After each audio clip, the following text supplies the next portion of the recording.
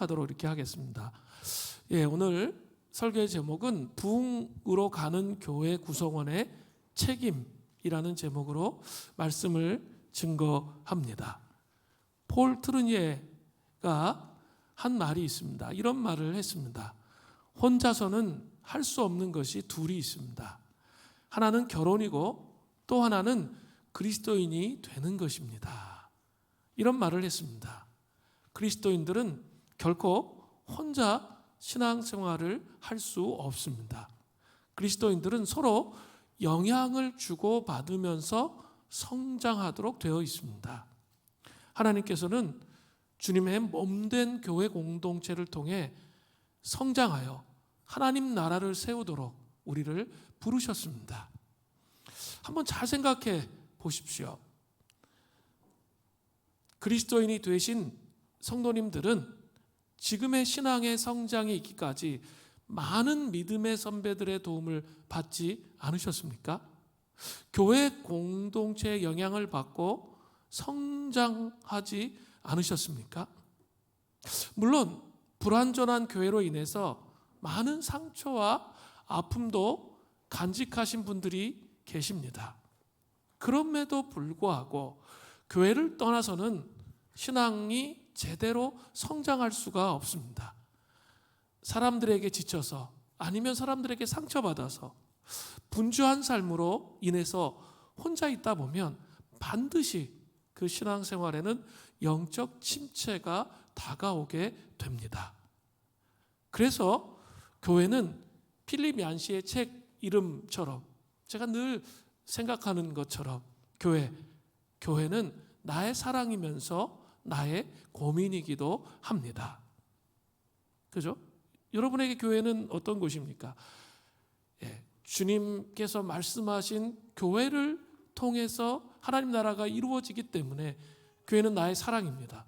그러나 많은 갈등과 어려움들을 겪고 있잖아요. 그러면서 다가온 상처들이 있기 때문에 또 교회는 나의 고민이기도 합니다. 십자가의 성 요한은 이런 말을 했습니다. 홀로 떨어진 고고한 영혼은 홀로 타는 석탄과 같습니다.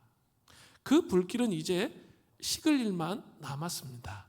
더 이상 뜨거워지지 않을 것입니다. 그리스도인들은 교회 공동체로 모여야 합니다. 그러나 모여 있는 것만 능사는 아닙니다. 생명의 변화가 없다면 나의 사랑, 그것보다 나의 고민 쪽에 훨씬 더 많이 빠질 수밖에 없는 것이죠. 교회 안에서 중요한 것은 우리의 인간적인 관점, 자신의 매몰된 이기적인 자아의 관점, 세속적 관점이 십자가에 못 박히지 않고는 교회를 통해서 신앙이 성장할 수도 없고 하나님의 뜻을 결코 이루어드릴 수도 없다는 거죠. 물된 동산 수림교회의 2025년의 표어는 동행과 부흥입니다. 또 이 표어는 수련의 표어와 같습니다. 이것은 교회가 가야 할 신앙의 여정을 정말 잘 표현하는 그런 표어라 생각이 듭니다. 하나님과 동행하면서 삶을 살다가 하나님이 찾아오심을 통하여 깊은 부흥을 경험할 때 우리가 제대로 된 신앙생활을 할 수 있게 됩니다. 물된 동산 수림교회는 그동안 동행의 여정을 잘 걸어왔습니다. 초대교회 말씀 묵상, 시편 기도, 보혈 기도, 성경 읽기 등을 통해서 하나님과 동행하는 씨름을 지난 몇 년 동안 정말 꾸준하게 계속 씨름하는, 말씀이 내 영혼에 채워져서 하나님과 동행하기 위해서 씨름하는 시간을 정말 많이 가졌습니다. 그러던 와중에 우리 지난주에 3월 1일부터 3일까지 토요일부터 주일까지 내적 치유 수련회를 했습니다. 100여 명이 넘는 많은 성도님들이 참석해 주셨습니다. 예상을 못했어요. 동산지기 모임에서 그 정도 참석할 줄 몰랐어요.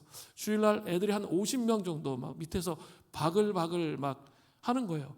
그리고 이렇게 예상을 못했기 때문에 밥을 너무 많이 또 아이들이 먹는 거예요.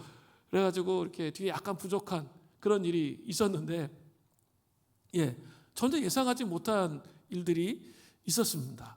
하여간 그렇게 이 수련회가 진행이 되었습니다. 그런데 놀라운 것은 제가 30년 넘게 내적치유 수련회 세미나 사역을 했는데 최고의 은혜의 시간이 아니었는가 생각이 들어요. 과거에 내적치유 수련회를 하면 이렇게 제가 은사적으로 이렇게 하면서 이렇게 자기를 성찰하게 하고 직면하게 하고 하나님 앞에 나가게 하는 과정과 여정을 갔기 때문에 맨 처음에 확 이렇게 그 은혜를 받아요. 그런데 한 일주일 지나면 다시 옛날로 돌아가는 그런 시간들이 정말 많았습니다. 그런데 이번 수련회 마지막 날 이렇게 부르짖는 기도를 거의 안 했어요. 그리고 침묵 기도만 30분 했거든요. 침묵으로 기도하는데 많은 분들이 이렇게 반응하는 것을 제가 보았습니다. 그 침묵을 통해서 깊이 십자가를 체험하는, 그래서 깊은 치유가 일어나고, 중요한 것은 존재의 변화가 일어나는 걸 제가 보았어요. 존재 깊은 곳에 있는 자기 안에 있는 아주 깊은 어둠과 이렇게 어둠의 실존과 부딪혀서 그 어둠의 실존들이, 그 어둠들이 떠나가는 경험을 하신 분들이 많이 있었습니다. 정말 놀랍더라고요. 저도 제가 이렇게까지 깊이 반응할 줄은 정말 몰랐어요. 그런데 깊이 존재 안에 있는 어둠들이 떠나가는 그 경험을 하신 분들이 여러분이 이야기하시는 거예요. 또 수련회 이후에도 자기가 침묵 속에 있으면 치유를 계속 경험하는 분들의 이야기도 제가 들었습니다. 그 리더 모임 때 리더들이 얘기하는 것에 대한 피드백도 들었어요. 자기의 신앙이 이제 조금 진일보하는 것처럼 느껴진다. 이 존재의 변화를, 정말 존재 중심에 어그러진 부분들이 깨어지면서 주님을 경험했기 때문에 그런 것이죠. 왜 이런 일이, 생각지도 않았는데 왜 이런 일이 일어날까 생각해 보았습니다. 그것은 우리가 동행의 여정을 위해서 끊임없이 말씀으로 씨름했잖아요. 말씀을 자기 영혼 안에 채우는 그 과정을 갔던 거예요. 그러니까 그 말씀이 자기의 그 마음 안에 새겨지는 거죠. 새겨지는 이 경험을 했기 때문에 이 결정적인 순간이 되어서 내적치유 수련회 하니까 어때요? 과거에는 이게 새겨지지 않았으니까 그 순간에는 주님을 믿는다라는 마음이 들지만 자기 혼자 있게 되면 또다시 어둠으로 가는 거죠. 그래서 또 불신하고 의심했는데 그것이 아니라 한결같이 고백한 것이 있었어요. 그것은 뭐였냐면 이렇게 하나님이 치유해 주셨는데 내가 주님이 믿어진다는 거예요. 그런 고백을 되게 많이 들었어요. 주님이 나를 붙드시고 내가 주님 안에 안전하고 주님에 대한 신뢰가 생긴다는 거예요. 그런 어떤 노력하지도 않았는데, 큰 소리로 기도하지도 않았는데 주님에 대한 신뢰가 생긴다는 거죠. 믿어진다는 고백을 하는 거죠. 왜 이런 고백이 나올까요? 말씀을 통해서 꾸준히 그 삶을 살았기 때문에 결정적인 순간에 폭발을 하는 거죠. 그게 부흥이에요. 그래서 제가 생각할 때는 지금 우리는 동행의 여정을 통해서 부흥의 시발점에 들어와 있는 것이 아닌가 하는 생각을 해보게 됩니다. 또 이렇게 한 20명 정도는 새로운 분들이 오셨는데 그분들이 오셔서도 그분들도 은혜를 받는 거죠. 왜요? 기존에 있는 분들이 그 깊은 변화를 경험하니까 같이 영향을 주는 것이죠. 그렇게 되는 거죠. 자, 이제 놀라운 것은, 그런데 더 놀라운 것은 뭐예요? 지금 내적 치유 수련회 끝났는데 그 다음에 계속 이어지는 게 있어요. 사순절입니다. 사순절에 우리가 금식하면서 주님을 정말 깊이 더 찾으면 찾을수록 우리 안에 있는 그 어둠이 벗겨집니다. 혼의 타락들이 벗겨집니다. 육적인 것들이 벗겨지고 그 복음의 신비가 무엇인지 알게 돼요. 그죠? 그런 시간을 우리가 가고 있어요. 그리고 5월 2일부터 6일 우리는 4박 5일 수련회 합니다. 그 대신에 가족 단위로 다 장소를 드립니다. 그래서 편히 쉴 수 있도록 그렇게 하시지만 그 수련회를 하게 됩니다. 저는 이 시간을 통해서 부흥으로 하나님께서 우리를 온전히 이끌어 가실 것에 대해서 기대하고 있습니다. 그 과정을 통해서 하나님이 이 교회를 통해서 이루고자 하는 선교적인 비전, 지역사회를 향한 비전, 다음 세대를 향한 비전, 교회를 세우는 그 비전들을 이루어 가실 것을 저는 믿습니다. 자, 그렇다면 이제 이런 부흥에 대한 열망과 소망을 이제 동행으로 하는데, 그러면 그 부흥을 손을 놓고 기다리면 됩니까? 아닙니다. 그렇다면 중요한 것이 있습니다. 부흥으로 가는 교회 구성원들에게 책임이 있다는 거죠. 그것을 인지하면서 여전히 동행으로 가야 된다는 거죠. 오늘 본문은 베드로전서 마지막 부분으로 바로 이러한 것을 말하고 있습니다. 함께 살펴보겠습니다. 먼저 베드로 사도는 장로들에게 책임이 있다 이렇게 말하고 있습니다. 그 책임은 뭐예요? 양무리를 치는 겁니다. 베드로전서 5장 1절에 보세요. 너희 중 장로들에게 권하노니 나는 함께 장로된 자요 그리스도의 고난의 증인이요 나타날 영광에 참여할 자니라. 사도 베드로는 장로들을 언급하고 있습니다. 장로는 구약에서 한 가문의 어른이나 한 지파의 장, 단지 연장자를 의미할 때 사용되었습니다. 그러나 신약에 오면 감독, 목자 이런 명칭과 교체적으로 사용됩니다. 그래서 단지 연장자가 아니라 장로는 교회에 책임 있는 지도자의 위치에 있는 사람들을 말하는 거예요. 장로는 교회에 책임 있는 지도자의 위치에 있는 사람을 말합니다. 그런데 베드로는 자신이 사도의 대표격이면서도 자신을 단지 형제의 입장에서 함께 장로된 자라고 언급하고 있습니다. 이것은 사도로서의 명령이 아닌 동력자적 입장, 동력자적인 베드로가 동력자적인 입장에서 사랑을 듬뿍 담아서 그 책임에 대해서 말하고 있는 것입니다. 우리 시대에 물된 동산 수림교회로 이 장로들을 옮김해 본다면 어떤 사람들일까요? 일단 저도 들어가고, 그죠? 일단은 베드로 생각하면 사도, 담임 목회자 들어가고, 사역자, 모든 부교역자들 다 들어가요. 그리고 또 들어갈 사람들이 누굴까요? 재직들, 장로, 안수집사, 권사, 서리집사, 이 재직들이 다 들어가는 거죠. 그리고 또 우리는 되게 중요한 게 있죠. 리더들이 여기 들어가죠. 또 이제 일부 예배 때는 이야기했는데 다음 세대 이 아이들 이쪽 거기도 다 작은 교회예요. 교회 안에 교회. 그러니까 누가 들어가겠어요? 교사들이 들어간다고 할 수 있겠습니다. 사도 바울은 분명한 부흥으로 가는 교회의 책임이 이 장로들에게 있다고 말하고 있습니다. 어떠한 책임입니까? 베드로전서 5장 2절 전반절입니다. 너희 중에 있는 하나님의 양무리를 치되. 자, 치대는 헬라어로 포이마나데라고 하는데 영혼을 돌봄에 온갖 수고를 담아내고 있는 단어예요. 정말 영혼을 돌보기 위해서 최선을 다하고 있는 그 내용이 뭐예요? 치대예요.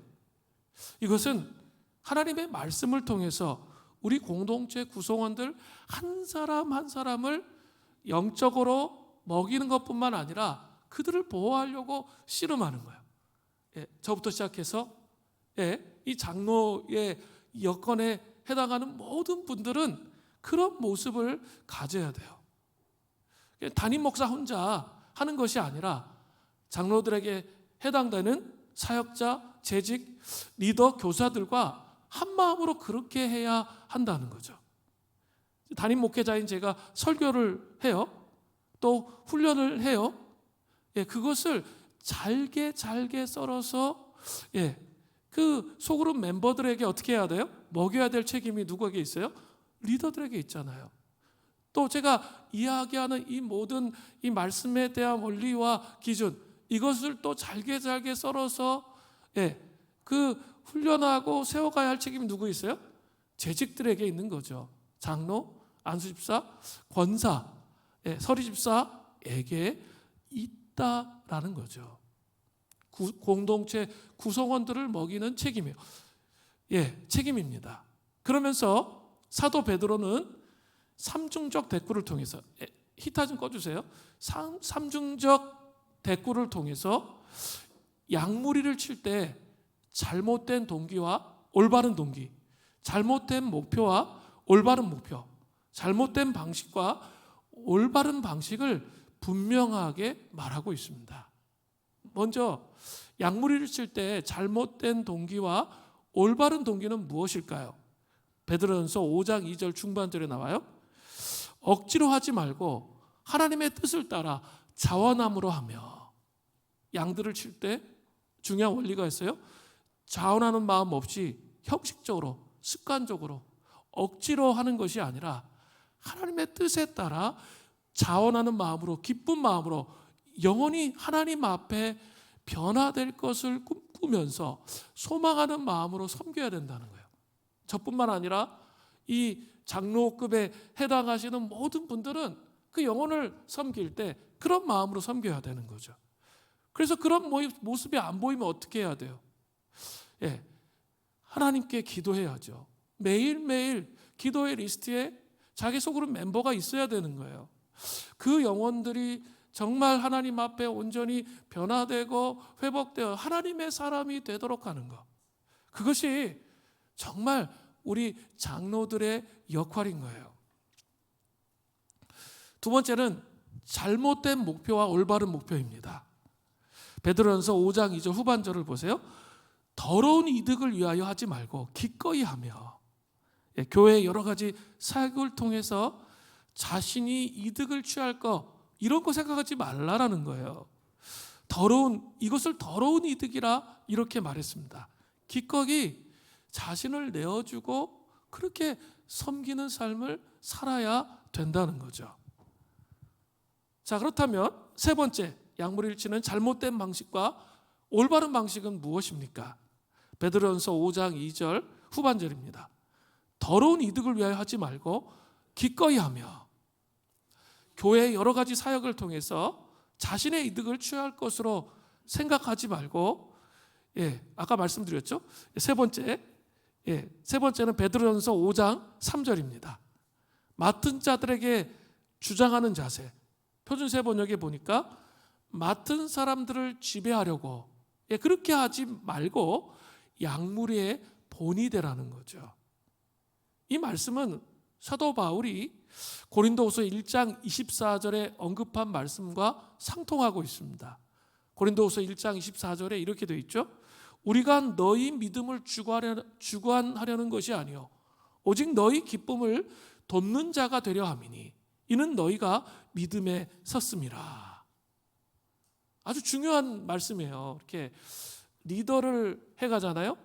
또 사람을 섬기는 사람으로 삶을 살아가죠. 그러면 이 리더로서 사람을 섬기는 삶을 살아갈 때 다가오는 아주 심각한 유혹이 하나 있습니다. 이것은 그 영혼을 돌보고 섬기지 않으면 잘 몰라요. 그런데 영혼을 섬기는 사역자나 장로나 권사나 안수집사나 리더가 되면 반드시 다가오는 유혹이에요. 그 유혹이 무엇입니까? 그것은 바로 주장하는 자세로 맡은 사람을 지배하려고 하는 마음의 욕구입니다.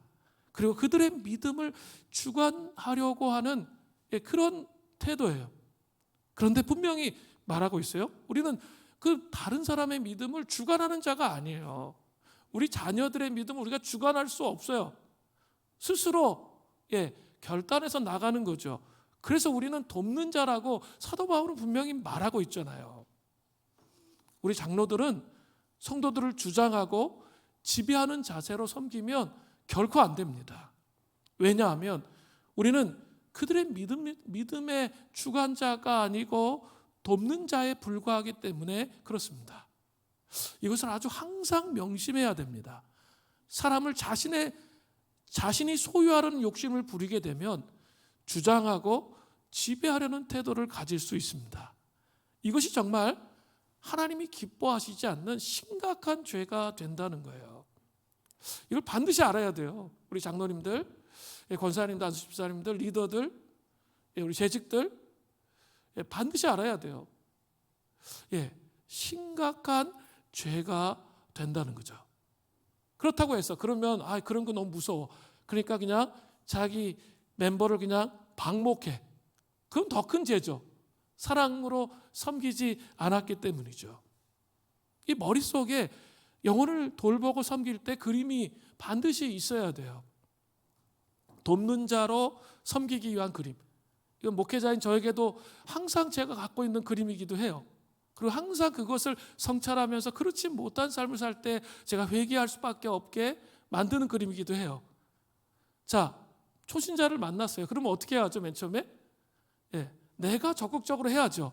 이 사람 아직 그림이 없잖아요. 그러니까 기본적으로 신앙이 자랄 수 있도록 어떻게 해야 됩니까? 적극적으로 그림을 그려주고 세워주는 것이 반드시 필요해요. 그런데 이 사람의 신앙이 점점 자라요. 그러면 어떻게 해야 되죠? 그 다음부터는 서서히 내가 발을 빼야죠. 하나씩 발을 빼고 스스로 결정하고 세워갈 수 있도록 하나님을 체험하고 식별해 갈 수 있도록 돕는 역할을 하는 거예요. 근데 이거를 반대로 하거나 이것이 헷갈리고 혼돈을 하게 되면 그때부터 리더로서 심각한 책망을 하나님께 들을 수 있게 되는 것이죠. 이것을 꼭 기억하시기를 바라요. 이 사람이 정말 하나님 앞에 세워져 가 그러면 어떻게 해야 된다고요? 서서히 사람을 나로부터 놓아야 돼요. 그 사람이 찾아갈 수 있도록 하나님 앞에 세워질 수 있도록 그 작업을 하셔야 되는 거죠. 또 교회 안에서 장로들은 성도들과 두루두루 친해야 됩니다. 두루두루 자기의 성향과 기질을 십자가에 못 박아야 돼요. 자기가 좋아하는 성향이 있잖아요. 자기랑 이렇게 이 마음이 소통되는 성향의 사람, 그런 사람만 좋아할 수 있습니다. 그런데 그 마음을 십자가에 못 박아야 돼요. 그리고 열린 자세로 겸손하게 공동체에 속한 모든 영혼을 소중하게 여기면서 돕는 자의 역할로 세워져 있어야 됩니다. 그렇게 할 때 사람들이 변하는 거예요. 지배하려 하면 변하지 않습니다. 분명히 알아야 돼요. 지배하려고 하면 나중에 반드시 큰 문제가 생깁니다. 변화의 주권은 하나님께 있기 때문에 그렇습니다. 그러면서 우리는 어떻게 해야 돼요? 삶에서 양무리의 본이 되는 자의 삶을 살아야 되는 것이죠. 한번 저를 생각해 보세요. 하나님의 뜻에 따라 자원함으로 기꺼이 하며 양무리의 본이 되는 양을 치면서 우리 주님께서 우리가 그렇게 살면 우리 주님께서 우리를 어떻게 대하십니까? 바로 그 뒷절에 나와요. 베드로전서 5장 4절입니다. 그리하면 목자장이 나타나실 때 시들지 아니하는 영광의 관, 표준세 번역에 보니까 영광의 면류관을 얻으리라 라고 되어 있습니다. 목자장이 나타날 때, 즉 예수님이 재림하실 때 상급이 있게 된다는 거죠. 어떠한 상급입니까? 시들지 아니하는 영광의 관을 받는 거죠. 시들지 아니하는 은 헬라어로 아마란티노스라고 하는데요. 이것은 아마란트로 만든 이란 뜻이에요. 아마란트 꽃은 검붉은색의 꽃인데 잘 시들지 않아요. 그리고 이렇게 물을 부으면 얘가 다시 살아나요. 그런 꽃입니다. 자, 이러한 꽃으로 만든 영광의 면류관, 그 관을 받는 거죠. 자, 그런데 이 영광의 면류관, 관을 생각할 때 저는 올림픽이 생각이 나더라고요. 마라톤에서 맨 마지막에 경기를 하죠. 마라톤에서 1등한 사람에게 메달이 수여되기도 하지만 또 머리에 뭐가 쓰여지죠? 월계관, 영광의 관이 쓰여지는 그 모습이 상상되더라고요. 우리가 양무리의 본이 되는 그런 삶을 살면 반드시 하나님 앞에 이러한 상급을 받는 영광스러움이 우리에게 있다라는 사실을 여러분 기억하시기를 바랍니다. 자, 그렇다면 중요한 것은 우리가 어떻게 이렇게 힘든 양무리의 본이 되고 자원하는 심령으로 하고 기꺼이 하고 이런 삶을 사는 게 참 쉽지가 않잖아요. 그죠? 저는 목회자로서 이런 삶을 살려고 엄청 노력하는데 살기가 정말 쉽지 않을 때가 너무 많아요. 그죠? 살기가 정말 쉽지 않을 때가 너무 많아요. 그렇다면 이런 상황의 현실 속에서 우리가 어떻게 책임감 있는 장로로서 삶을 살 수 있을까요? 이게 중요하죠. 딱 이 말씀 보면서 눌리는 게 아니라 어떻게 하면 그런 정말 쉽지 않은 길을 걸어갈 수 있냐라는 거예요. 존 오트버그의 삶을 바로잡을 용기라는 책을 보면 수전 하워치가 쓴 소설 화려한 이미지라는 소설 이야기가 나옵니다. 등장인물은 찰스 애시크로포드라는 목사님이세요. 목사님인데 이분은 이 생각이 머릿속의 생각이 자신이 남들에게 어떻게 보여지는지 그거에만 집중되어 있는 그런 삶을 살았어요. 우리도 잘못하다 보면 우리는 하나님을 생각하지 않고 다른 사람이 나를 어떻게 볼까 이거에 매여 있는 그리스도인들이 대단히 많습니다. 그런 삶을 이 목사님께서 사셨어요. 즉 화려한 이미지의 우상에 사로잡혀 살았다는 거죠. 실제 자신보다 더 똑똑하고 더 유능하고 더 겸손하고 더 낫고 더 매력적으로 보이기 위해서 열심히 가면을 쓰고 열심히 화려한 이미지로 자기를 막 만드는 거죠.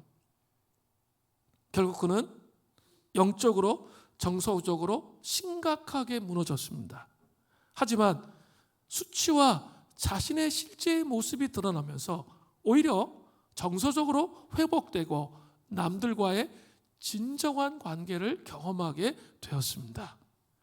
치욕스럽게 무너졌던 그는 자신의 삶이 끝났고 이제 쓸모없다고 생각했습니다. 하지만 오히려 그때가 쓸모있는 삶의 시작점이 되었습니다.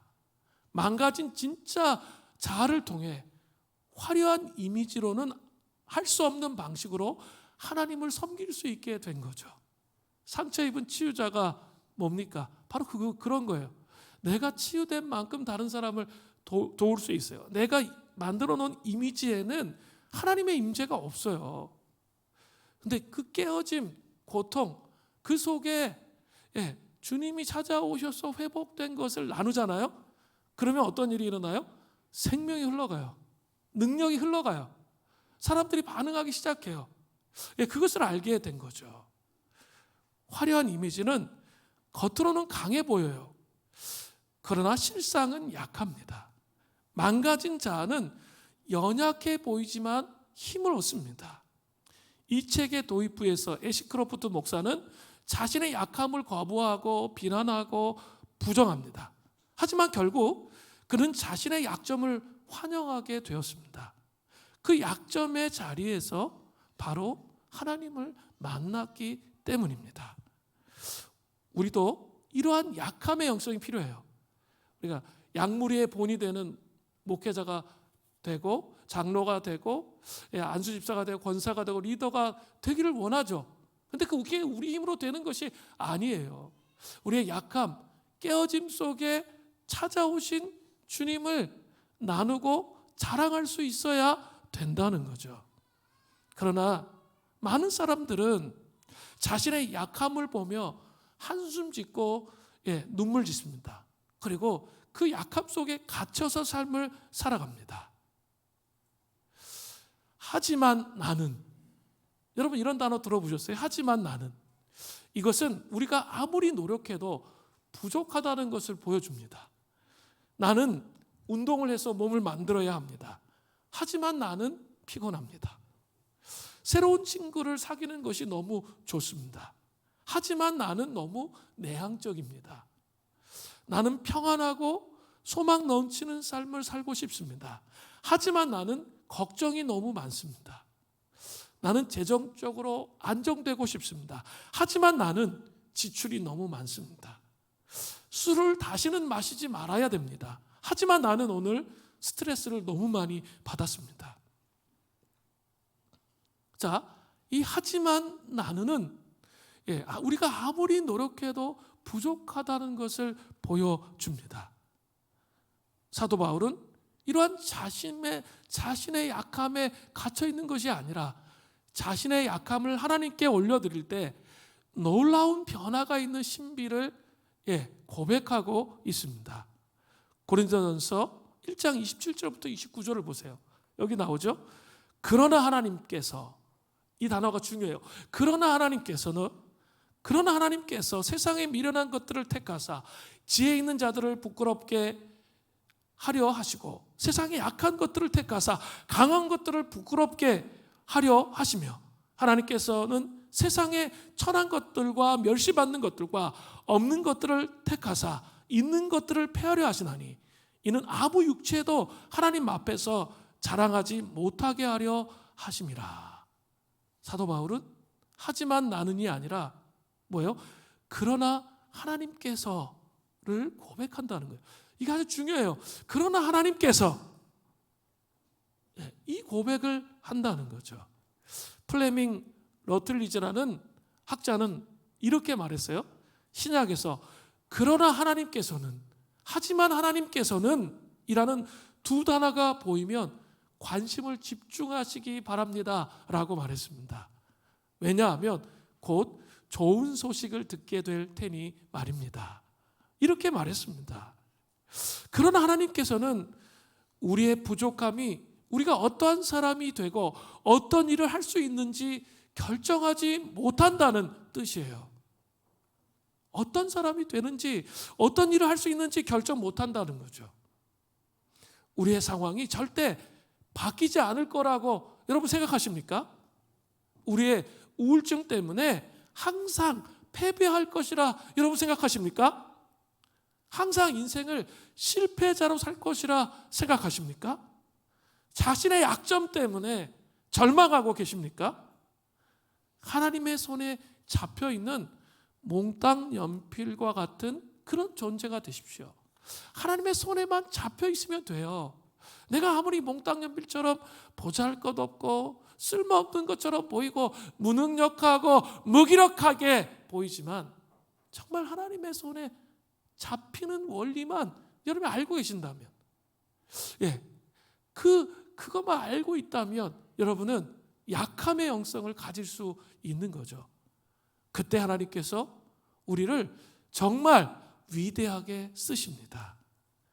요셉은 자신을 노예로 팔아넘긴 형들에게 말했습니다. 창세기 50장 20절인데 당신들은 나를 해하려 하였으나 하나님은 그것을 선으로 바꾸사. 형들에게 팩트를 얘기하죠. 당신들은 나를 정말 해치려고 했습니다. 그러나 하나님은 그것을 선으로 바꾸셨다는 거죠. 또 시편 기자가 말했습니다. 시편 73편 26절이에요. 내 육체와 마음은 쇠약하나 하나님은 내 마음의 반석이요 영원한 분기시라. 우리의 육체와 영혼은 분주하고 힘들고 어려운 일에 막 시달려요. 그래서 점점점 쇠약하여 져 갑니다. 그러나 하나님은 내 마음의 반석이요 영원한 분기시라. 여러분 이 고백을 할 수 있다면 여러분 하나님께서 여러분을 위대하게 사용하실 수 있다는 거예요. 예수님께서 말씀하셨습니다. 마태복음 19장 26절이에요.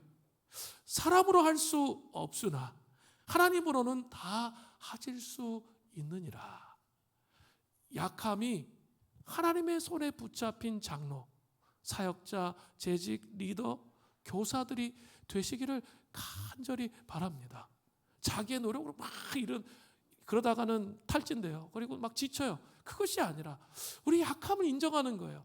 그러나 하나님께서는 저희 약함에도 불구하고 위대한 일을 행하실 수 있습니다. 하나님, 제가 주님을 붙잡는 신비가 무엇인지 알게 해주십시오. 그렇게 고백한다면 양무리의 본이 되는 하나님의 사람으로 세워져 갈 수 있다는 거죠. 이것을 기억하시기를 바랍니다. 자, 베드로전서 또 5장 5절에는 젊은 자들아 이렇게 시작되죠. 젊은 자들은 신앙적으로 장로들에 비해서 연륜이 짧은 자들이에요. 물냉동산 수림교회를 조옮김해 본다며 부흥으로 가는 교회에 우리 모든 멤버들 구성원이라 할 수 있습니다. 베드로 사도는 그들에게도 세 가지 책임을 말하고 있어요. 더 많아. 양무리의 본보다 세 가지 책임을 말하고 있습니다. 첫 번째는 뭐라고 되어 있어요? 장로들에게 순종하고 겸손으로 허리를 동이라는 거예요. 베드로전서 5장 5절 전반절을 보세요. 젊은 자들아 이와 같이 장로들에게 순종하고 다 서로 겸손으로 허리를 동이라.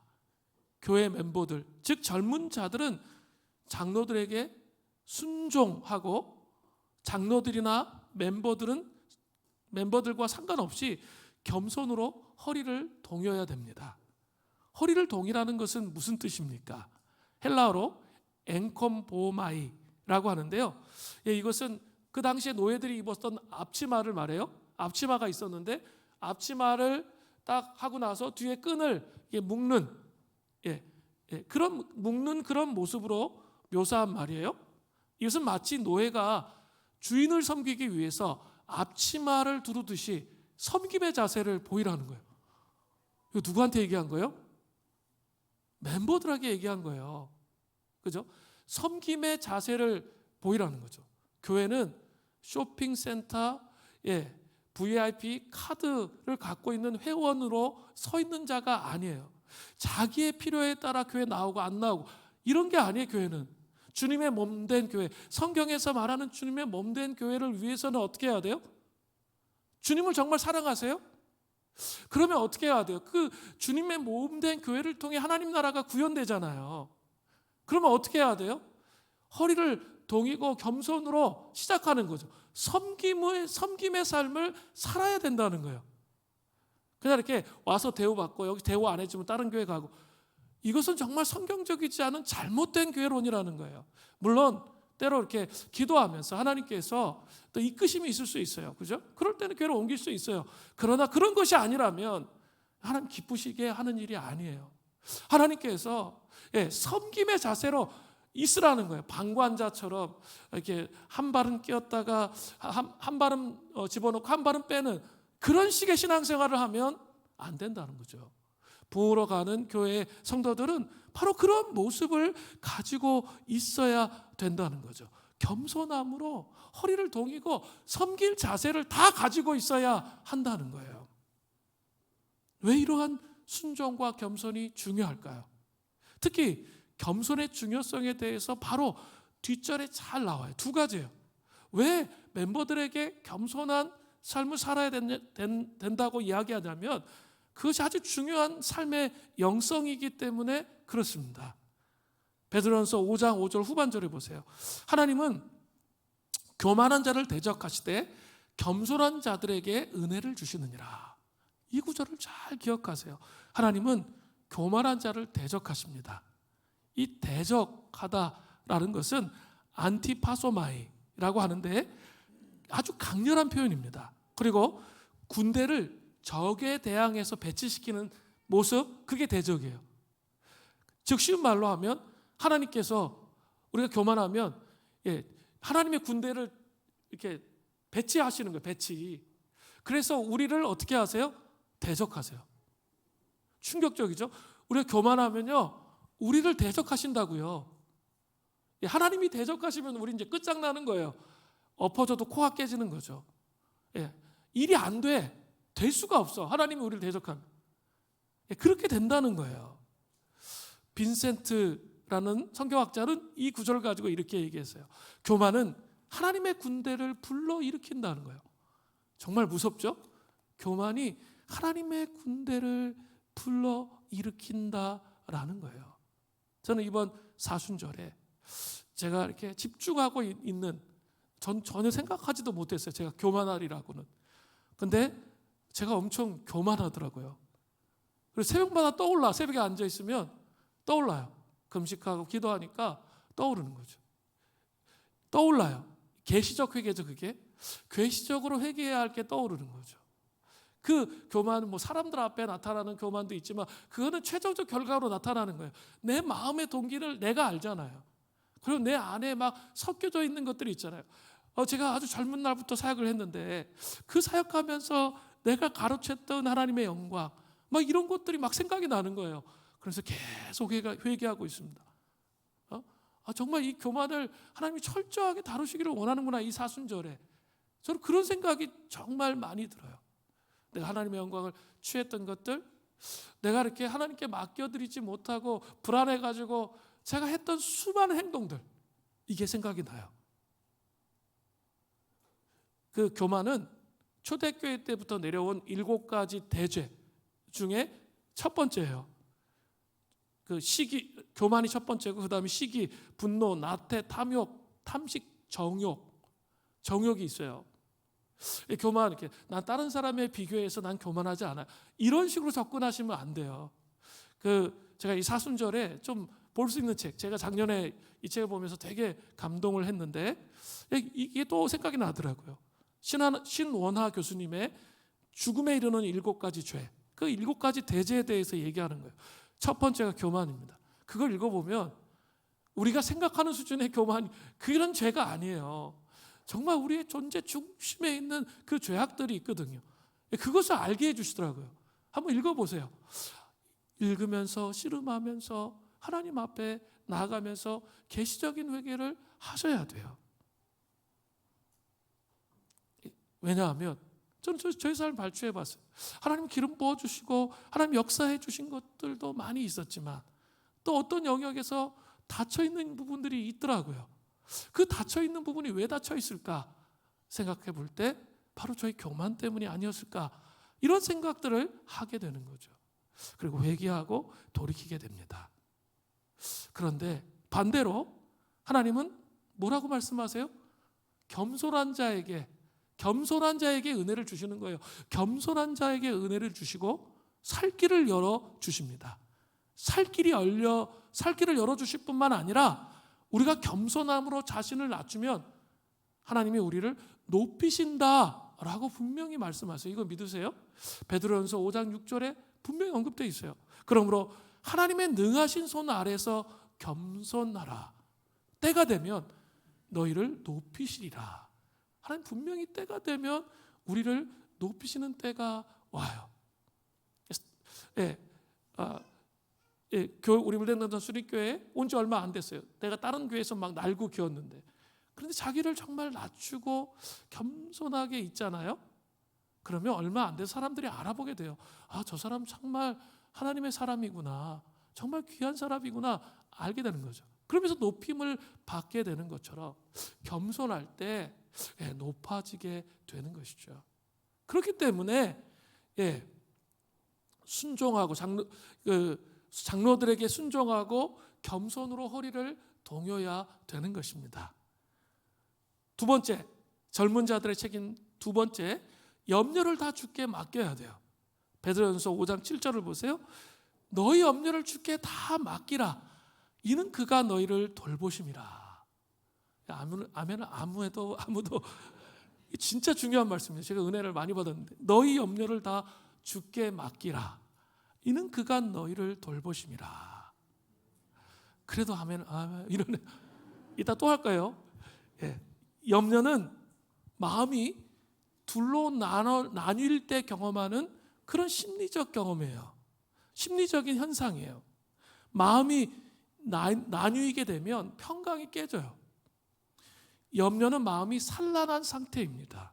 염려는 목을 조르다, 원어적 뜻으로 목을 조르다라는 뜻이 있습니다.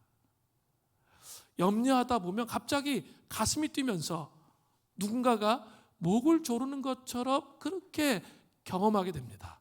앞이 깜깜해지고 두려움이 엄습해 옵니다. 염려는 어떤 작은 생각에 사로잡혀 꼼짝 못하는 느낌을 받도록 합니다. 염려는 인간을 무척이나 괴롭히는 적입니다. 사실 인간은 염려로 말미암아 자신을 괴롭힐 때가 너무 많아요. 그래서 폴 트루니에르는 이렇게 말했어요. 아무도 사람을 죽이지 않습니다. 스스로 자신을 죽일 뿐입니다. 염려함으로 자신을 죽인다는 거예요. 질병보다 더 무서운 것이 뭔지 아세요? 질병에 대한 염려입니다. 한 의사가 이렇게 말했습니다. 질병으로 죽는 것보다 질병에 대한 염려 때문에 죽을 확률이 더 높습니다. 특별히 염려는 과거의 부정적 경험, 트라우마 때문에 나 또 그렇게 되지 않을까라는 두려움 때문에 생겨요. 그죠? 그리고 잠 못 이루는 그 불면의 밤을 보내고 다른 사람과 관계를 맺지 못하고 과거처럼 또 될까 봐 그런 식의 패턴을 갖고 있습니다. 그런데 하나님은 젊은 자들에게 분명히 말씀하세요. 베드로전서 5장 7절에 너희 염려를 다 주께 맡기라. 이는 그가 너희를 돌보심이라. 크게 다시 너희 염려를 다 주께 맡기라. 이는 그가 너희를 돌보심이라. 사랑하는 성도 여러분, 여러분 이 말씀을 믿으세요? 이 말씀을 믿는 것은 하나님을 온전히 믿는 것, 신뢰하는 것과 깊은 연관이 있습니다. 자신의 안전지대를 벗어나 주님을 신뢰하는 것과 연관이 있어요. 안전지대. 내가 오랫동안 해왔던 패턴들 있잖아요. 사람들은 나이가 들면 들수록 점점 더 그 안전지대에 머물기를 원해요. 자기가 반응했던 패턴과 방식들 있잖아요. 혼의 지성과 감정과 의지, 인격 안에 그것에 집중되어서 살기를 원해요. 그런데 하나님을 깊이 만나려면 어떻게 해야 돼요? 전인격적으로 하나님 만나려면 이 세 영역에서 하나님을 골고루 만나고 경험하는 게 필요해요. 그래서 자기가 할 수 있는 거 그것만 붙잡고 있단 말이에요. 그럼 어떻게 되는 거죠? 3분의 2의 풍요로움은 자기 삶 속에 없는 거죠. 인격적인 풍요로움이 경험되지 못할 수 있다는 거죠. 그러니까 신앙이라는 건 뭐예요? 주님을 믿기 때문에 두렵지만 그 안전지대를 벗어나는 거예요. 그래도 주님을 신뢰할 수 있어요? 내가 반응했던 익숙한 패턴을 버리고 정말 주님을 신뢰할 수 있냐라는 거예요. 이거의 문제거든요. 그래야 염려와 근심을 극복할 수가 있게 되는 거예요. 그 믿음의 문제라고 말씀드렸죠. 헨리 나우에는 노들레이 고계단이라는 공중근의 고계사들에게 완전히 매료되었습니다. 왜냐하면 이것이 온전히 주님을 신뢰하는 것을 묵상하는 것과 연결되어 있었기 때문입니다. 서커스 있죠? 그거에 완전히 매료되었습니다. 하루는 헨리 나우엔이 고계사 단장이자 고계사인 노들레이와 마주 앉아서 공중근의 고개 이야기를 하고 있었습니다. 고계사는 공중으로 날 때 그를 잡아줄 사람을 완전히 신뢰해야 된다는 거죠. 공중으로 날 때 중요한 건 잡아줄 사람이라는 거예요. 그를 신뢰해야 된다는 거죠. 관중은 대개 공중에 나는 사람이 고개의 주인공이라고 생각합니다. 하지만 노들레이는 잡아주는 사람인 조가 진짜 주인공이라 말했습니다. 노들레이가 점프를 해서 날아오를 때 조가 정확한 타이밍에 정확한 지점에 위치해서 그를 잡아주어야 한다는 거죠. 노들레이는 공중을 나는 사람은 사실 아무것도 하지 않는 거래요. 그리고 그를 잡아주는 사람이 모든 것을 다 하는 것이라고까지 말했습니다. 노들레이는 날아오른 뒤에 그저 손을 뻗고 안전하게 착지할 수 있을 때까지 조의 손을 기다리면 된다는 거예요. 그런데 그렇게 하지 않고 저 사람이 조가 나 제대로 받아줄까? 머릿속에 막 염려, 근심, 막 걱정으로 복잡한 생각으로 가득 차면 그때 큰 사고가 일어난다는 거죠. 이렇게 자꾸 못 받아줄 것 같아가지고 자기가 막 경직돼가지고 조를 갖다가 허리를 딱 잡았어. 그러면 조의 허리가 부러진다는 거죠. 내가 잘못해서 조가 내 허리를 붙잡잖아요. 그럼 내 허리가 부러진다는 거예요. 믿고 맡겨야 착지할 수 있다는 거죠. 그런데 우리는 조가 아무것도 안 한다니까 날지도 않아. 뛰어 날아오르는 역할은 우리가 하는 거예요. 그 날아오르는 역할을 우리가 해야 되는데 그것도 안 해. 그러면서 아무 일도 안 해. 그러면 아무 일도 안 일어나요. 날아오르는 그 역할을 하면서 그분을 기다리는 것. 그분이 우리를 붙잡아 주시도록. 아까 경계선을 넘어야 된다 그랬죠? 안전지대를 넘어야 된다 그랬어요. 그게 믿음이에요. 그분이 우리를 붙잡아 주시는 것을 경험하는 거죠. 사실 이 믿음이 자라야 돼요. 믿어지는 은혜. 우리 실수련회 때 말씀드렸죠. 믿어지는 은혜. 그거 어떻게 자랄까요? 날아오르기 위한 준비. 영적 근면함이죠. 그럼 뭐 해야 돼요? 말씀을 읽어야 돼요. 그 말씀을 통해서 그 계속 씨름하면서 그 하나님의 말씀이 내 존재 중심에 새겨지면서 새겨질 때 결정적인 순간이 올 때 정말 믿어지는 은혜가 우리 영혼 안에 온다는 거예요. 그것을 신뢰하면서 나아갈 때 염려를 맡기고 주님의 돌보심을 경험할 수 있게 되는 것이죠. 세 번째로 마귀를 대적하라입니다. 그렇다면 어떻게 마귀를 대적할까요? 첫 번째는 근신하고 깨어 있어야 한다는 거예요. 베드로전서 5장 8절을 보세요. 근신하고 깨어라. 이 근신하고 깨어라는 표준 세번역을 보니까 정신을 차리고 깨어 있으라는 거예요. 정신을 차리고 깨어 있으라. 너희 대적 마귀가 우는 사자같이 두루 다니며 삼킬 자를 찾나니. 우리는 우리 삶에서 우리의 삶의 현장이 영적 전투의 현장이라는 사실을 반드시 인식해야 돼요. 이거 되게 중요해요.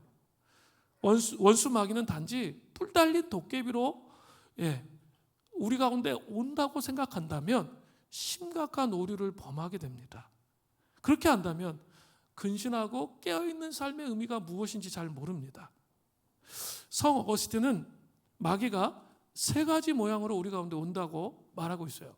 첫 번째는 뱀처럼 속이는 거예요. 속이는 거짓말로 우리를 찾아온다는 거죠. 원수 마귀는 거짓의 아비잖아요. 원수 마귀가 우리에게 죄를 충동질할 때 너무나도 달콤해요. 그 달콤함에 넘어가면 그때부터 죄의 속박과 고통 속에 들어가게 됩니다. 한 번인데 뭘? 그냥 아무도 보지 않는데 어때? 그냥 해. 그러는 순간 그 달콤함, 그 거짓말에 속으면 어떻게 돼요? 죄의 속박이 우리 가운데 온다는 거죠. 근신하고 깨어 있어야 돼요. 두 번째는 광명의 천사로 천사의 모습으로 우리에게 옵니다. 아리까리하게 만드는 거죠. 애매모호하게 만들어요. 광야에서 사탄이 예수님을 말씀으로 유혹한 것과 같은 모습이에요.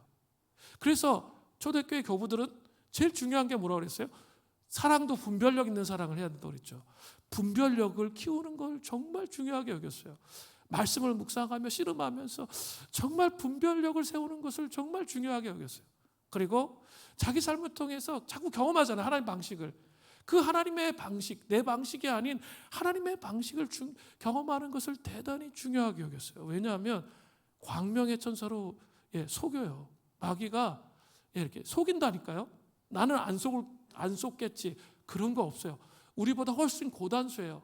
정신을 차리고 깨어있지 않으면 어느 순간인가 내가 익숙한 은사와 그런 것들을 받았는데 미혹에 빠져있는 나를 발견하게 될 겁니다. 하나님을 의지하지 아니할 때 그런 모습들이 나타난다는 거죠. 그리고 이 광명의 천사로 위장해서 우리 안에 괴물 영성이 나타나요. 뭐 이런 거죠. 예를 든다면 세상에서는 그냥 내 마음대로 막 살아. 그리고 교회 와서는 헌금하면 돼. 정말 될까요? 성경의 내용이 그런 건가요? 성경의 내용이 그런 거예요? 물론 11조를 드리고 하나님 헌금하는 거 중요하죠. 그런데 내 삶 그냥 내 마음대로 살아도 되는 걸까요? 거룩한 산제사로 로마서에 보면 주님께 드리라고 그랬어요.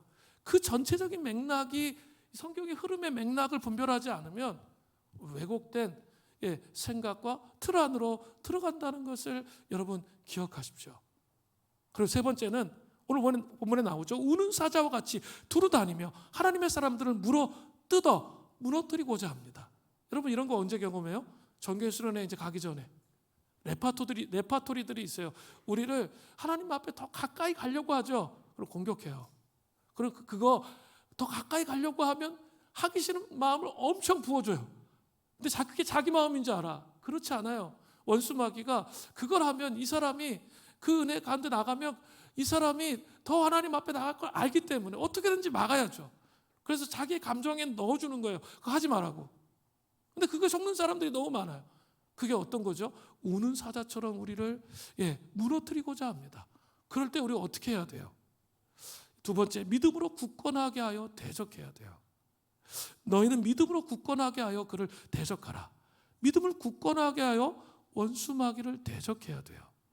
믿음을 굳건하게 한다는 것은 굳건하는 헬라어로 스테레오인데 이것도 군사 용어예요. 확고하게 세워진이라는 의미가 있습니다. 자, 분명히 돼 있어요. 순서가 어떻게 돼 있죠? 베드로전서 5장 9절 전반절에 믿음을 굳건하게 하는 게 먼저예요. 대적 기도가 먼저가 아니에요. 대적만이 능사가 아닙니다. 먼저 믿음을 굳건하게 해야 돼요. 그 믿음을 굳건하게 하려면 어떻게 해야 돼요? 제가 우리 금요심야 기도회 때 말씀을 드렸어요. 시험의 주일.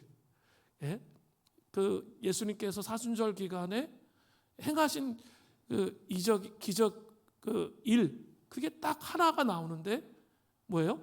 예수님이 광야에서 시험 당하신 일이 나온다고 말씀드렸습니다.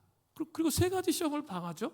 그것은 우리의 육적 필요, 먹고 사는 것, 건강, 생존의 문제 이런 거에 대한 시험이에요. 두 번째는 혼의 필요, 지정의, 그죠? 그리고 내가 다른 사람들에게 인정받고 살아가는 그런 것과 관련된 그 필요와 관련된 시험이에요. 세 번째는 영의 필요. 마태복음 4장에는 두 번째로 나와 있는데 누가복음 세 번째로 나와 있어요. 영의 필요에 대한 거예요. 하나님의 약속을 잘못 이해해서 실망할 때가 있죠. 그래도 주님을 신뢰할 수 있어요. 이런 시험들이 우리에게 있는데 이런 시험들은 원수 마귀의 시험들은 해 아래 새 것이 없어요. 예수님이 그 시험을 이미 다 받으셨죠. 그런데 예수님이 시험을 받을 필요가 있으세요? 없으세요? 없으신 분이에요. 그분은 죄가 없으신데 왜 시험을 받으세요? 왜 광야에서 그런 시험을 받으셨어요? 우리에게 모범이 되기 위해서 우리가 겪는 것들을 먼저 겪으신 것이죠. 그게 시험이에요. 그러니까 예수님께서 이기셨죠. 그러면 우리도 이길 수 있는 거죠. 성령님께서 우리와 함께 하시고 우리가 성령님과 동행하는 삶을 살아가면 그 시험과 유혹을 이길 수 있다는 거죠. 결정적으로 예수님은 십자가에서 원수 마귀의 머리를 밟으셨잖아요. 그래서 우리가 승리하는 삶을, 시험으로부터 승리하는 삶을 살 수 있다는 거예요. 그러니까 이 사순절을 통해서 또 이 복음의 메시지가 무엇인지, 성육신, 예수님의 죽으심, 부활, 승천, 성령 강림, 이 재림의 메시지가 어떤 것인지를, 이 복음의 핵심을 이해하면 이해할수록, 이 사순절을 통해서 그것을 이해하면 이해할수록 어때요? 마음이 굳건해져요. 그죠? 그러면 그 어둠을 이길 수 있게 된다는 거죠. 그게 믿음을 굳건하게 하여 대적하라는 거예요. 시험을 이기는 방법이에요. 세 번째는 약속을 믿으라는 거예요. 이제 베드로 전서 5장 9절 후반절부터 11절입니다. 이는 세상에 있는 너희 형제들도 동일한 고난을 받는 줄 알미라. 모든 은혜의 하나님 곧 그리스도 안에서 너희를 부르사 자기의 영원한 영광에 들어가게 하시니가 잠깐 고난을 당한 너희를 친히 온전하게 하시며 굳건하게 하시며 강하게 하시며 털을 견고하게 하시리라. 권능이 세세에 무궁하도록 그에게 있을지어다. 아멘. 마귀의 횡포로 인해서 세상에 있는 형제들도 동일한 고난을 받아요. 이 자리에 있는 모든 성도님, 저를 포함해서 고난이 없는 사람은 없어요. 나 혼자 있을 거라 생각하는 거죠. 오히려 예수님을 잘 믿기 때문에 전 세계적으로 박해를 받는 그리스도인이 얼마나 많은지 아세요? 우리 형제들이 지금 다 고난을 받고 있습니다. 그러나 이것은 하나님의 영광에 들어가게 하시니가 이 땅에서 잠깐 고난을 받게 하셨을 뿐이라는 거예요. 십자가의 고난 후에 복음 메시지죠. 부활의 영광이 반드시 온다는 거죠. 그런데 중요한 것은 이 고난도 혼자 받는 게 아니에요. 우리 혼자 그냥 팽개쳐져가지고 혼자 받는 게 아니라 11절 후반절에 분명히 이렇게 말씀하세요. 친히 온전하게 하시며 굳건하게 하시며 강하게 하시며 털을 견고하게 하시리라. 여기서 온전케 하다, 굳건하게 하다, 강하게 하다, 견고하게 하다, 이 동사들은 전부 다 미래형 동사예요. 이것은 그리스도의 약속을 표시하는 거예요. 고난을 우리 혼자 받지 않는다는 거예요. 그 고난에 그리스도께서 우리와 함께 하신다는 그 약속을 믿으라는 거예요. 그러면 전략이 나와요. 해결책이 나와요.